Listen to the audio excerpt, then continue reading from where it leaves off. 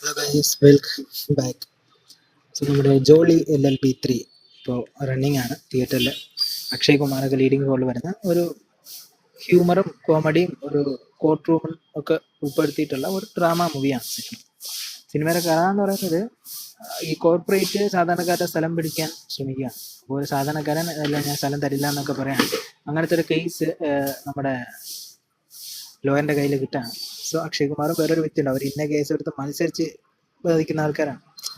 ഞെരുക്കമാണ്, ഇടിയും പിടിയും കോമഡിയൊക്കെയാണ്. സോ അങ്ങനെ ഈ കേസ് ബാധിക്കുമ്പോൾ എന്താ സംഭവിക്കുക എന്നുള്ളത് പറയുന്ന ഒരു സിനിമയാണ് ജോളി LLB 3. എനിക്ക് ഈ സിനിമ പേഴ്സണലി ഒരുപാട് ഇഷ്ടപ്പെട്ടു. കാരണം ഈ കോർട്ട് റൂം വെച്ചിട്ട് വന്നിട്ടുള്ള സിനിമകളൊക്കെ നമ്മൾ നോക്കുകയാണെങ്കിൽ അതിലൊരു 90% വർക്കൗട്ട് ആയിട്ടുണ്ട്. കാരണം അങ്ങനത്തെ പടങ്ങൾ വളരെ ചുരുക്കമാണ് എന്നുള്ളതാണ്.